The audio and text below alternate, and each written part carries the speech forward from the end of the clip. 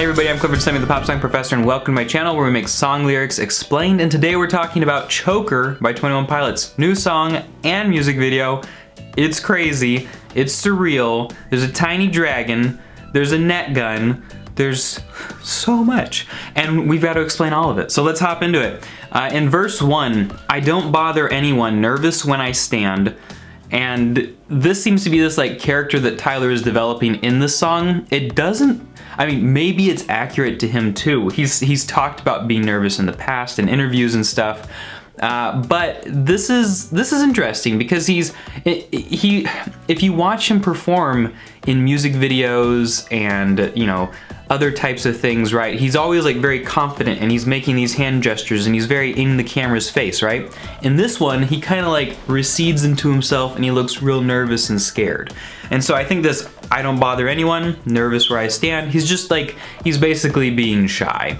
And then he sings, chokin' on the circumstance, only smokin' second hand. And the song is called Choker, and a choker is, first of all, the thing that I've seen people who work at Hot Topic wearing, and second of all, it is a person maybe who says, oh, there's a big moment, I should rise to the occasion, and they choke. And it's a reference, I think, that Tyler is probably getting primarily from his basketball experience, because that's definitely something that's like sports lingo, like somebody goes up to shoot, they choke, they miss. And it's just kind of referencing to a person who gets so nervous that that nervousness affects their performance, and then they can't do a very good job, and they fail at whatever they were trying to do. And that kind of goes along with this nervous persona. Like, you're nervous, the opportunity arises to not be nervous, to seize the moment, to talk to the person, to do the thing, and then you choke and you let your nervousness get the best of you and you kind of shy away. Whoa, could that be? Anyway, something to keep in mind. I'm explaining things accidentally. So choking on the circumstance, only smoking second hand, and this smoking is a idea that we've gotten from a couple of 21 Pilots songs. Somebody pointed out that, you know, in Heavy Dirty Soul he says, I hope that they choke on the smoke because I'm smoking them out the basement. And maybe this could be a reference to him saying like he got caught up in his own smoking of these other, you know, the demons, the thoughts and everything. But I think what the most important thing that's happening there is the pun, only smoking second hand. I guess maybe that's a pun, maybe that's not, but at least it's a very clever play on words, saying instead of just going for the thing, I just kind of sit by and let other people do it, and I watch them and I'm there for it. But you know, when it's my turn to smoke, then you know, I choke instead. And, you know, if you've ever seen like videos of people, like kids smoking for the first time, like in a movie or something, the parents are like, all right, fine, you can smoke. And so the kid smokes a cigarette and then they start choking, right? And so I feel like all of this imagery is kind of packed in tightly together, and it's pretty interesting. So he says, cut us open, spread us out, dry us in the sand, lay the fibers side by side, and you'll begin to understand. This is 4 lines dedicated to basically a dissection and saying like, hey, me and all the other chokers, look at us, understand us, see what's going on, split us apart, look in between, and you'll see like exactly like who we are and what's happening. And when he says us, I think he's talking about him and the clique and the fans, because I think he probably, I mean, maybe, it just feels like you wouldn't write this song and you wouldn't phrase it like that if you didn't understand that, you know, in your fan base, there are people who are, like Tyler is saying that he is, chokers, right? People who are nervous or shy and are trying to figure things out. But it gets deeper. It gets so much deeper. In the chorus, I know it's over, I was born a choker, nobody's coming for me. And here we're hearing about loneliness and the feeling like, you know, nobody's out there watching for you. And that's probably something that he's heard from fans. And so I think he's kind of maybe playing into that character himself a little bit. Maybe Tyler is a, you know, as he's describing, like a choker to an extent, but it feels to me almost like the song is meant to be an anthem for people who feel this way, and that Tyler is really doing his research and really tapping into whatever is inside of him that feels this way to be able to express that. But he carries on the post-chorus. I could explain the mm-ms, but I won't. Then verse 2, I don't bother anyone, never make demands, very unassuming, very consistent with the character so far. Choking on the circumstance, also consistent with the imagery, the circumstance, the situation, the thing that arises. I choke, I can't handle it. I freak out. Self-sabotage is a sweet romance. Now that's a line that's gonna get stitched onto some very emo pillows at some point, because what he's saying there is a lot of people, I think that sometimes people feel like they can't succeed at anything, but maybe the one thing they can succeed at is failing. And I think he's saying that sometimes people just feel like that's all there is for them. They're just gonna be a failure, and so that's who I am, and so I'm gonna imbibe this perspective of failure, and I'm just gonna be the failure, right? And he's really putting it in poetic terms that, like, this is what poetry is supposed to do. You're supposed to take feelings and turn them into beautiful words and phrases and sentences, and I don't know, this may be some of the best writing he's ever done in these 3 lines here, or particularly these 2 lines, self-sabotage and all I'm worth is what I'm able to withstand. Not least of which is because of the absolutely beautiful alliteration, worth is what I'm able to withstand. I think what he's saying there, and maybe it's fairly self-evident, but I think he's just saying that some people, you know, say, I just put up with crap, I just put up with crap, and you know, I don't want to bother anybody else, I don't want to ask for help, and I am just measured by how much crap I'm able to put up with and how much I'm able to just be a choker, right? Like how long, how much can I choke on and still keep going? He continues, sooner I can realize that pain is just a middleman. And there are conflicting ideas in my head on what this means. It could be, and really they fall into 2 categories. One, is it a negative thing? Sooner I can realize that pain is just a middleman that leads me to a bad place.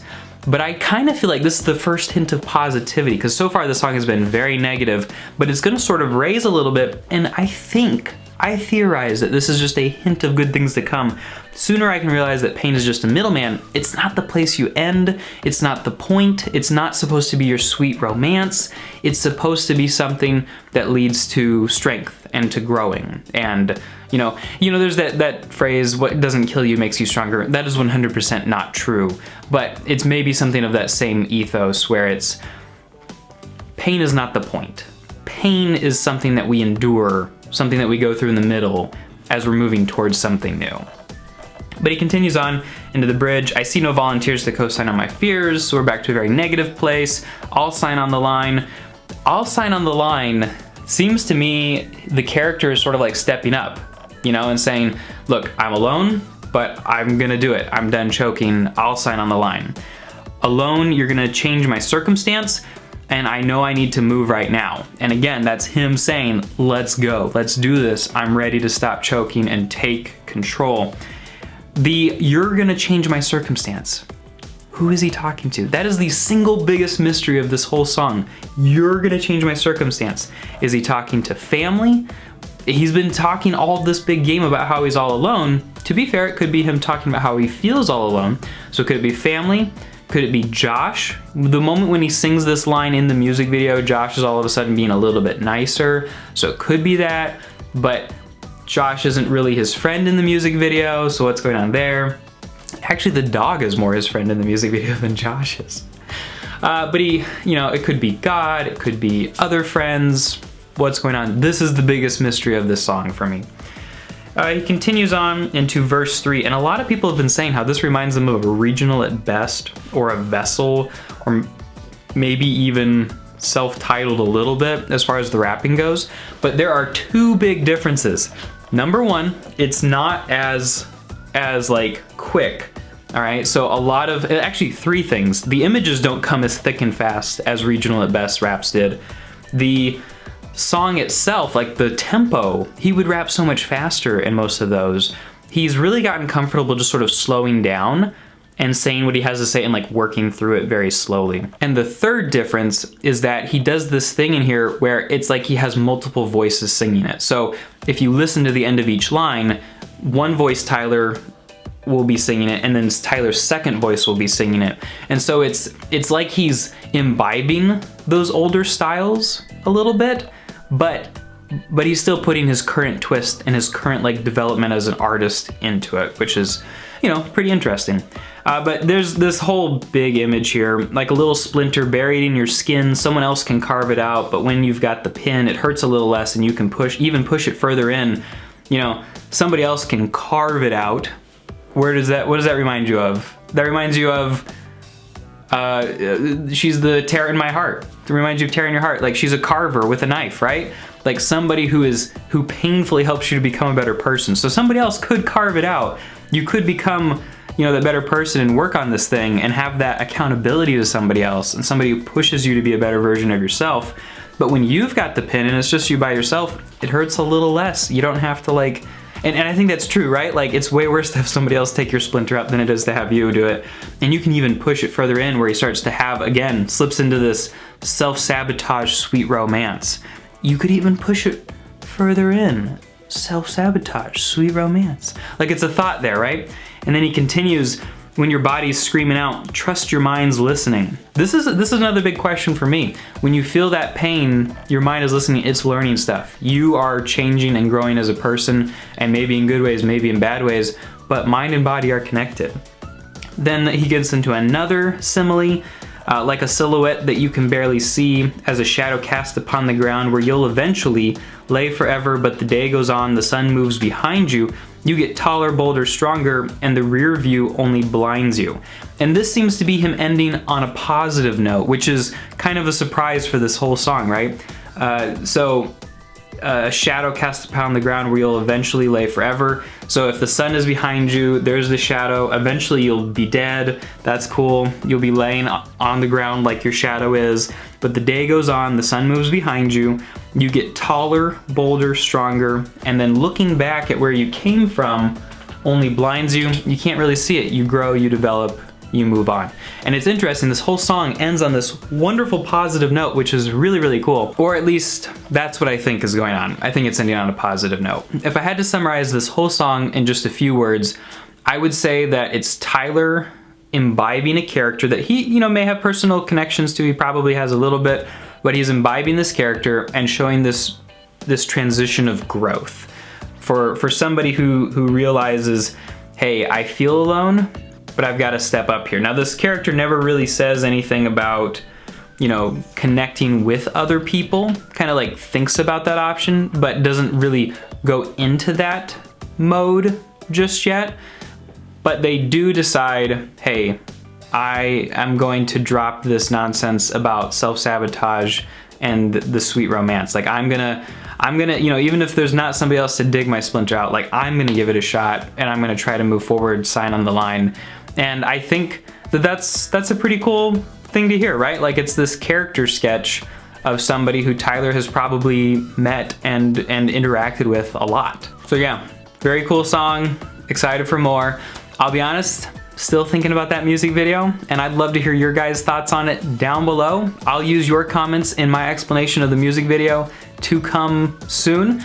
And yeah, we can figure this one out together. So if you have ideas about what the music video is about, comment them below and let's talk about it. Apart from that, be sure to check out the Obsessed podcast, where I go and investigate other people's hobbies and lifestyles and their obsessions to figure out why, because I easily get obsessed. I'm currently doing like a quitting social media episode and a Pokemon trading card episode, and I've done Taylor Swift and Rubik's Cubes and all sorts of crazy stuff. It's down in the description, and I hope you like it. Thanks for watching, everybody, and I'll talk to you very, very soon.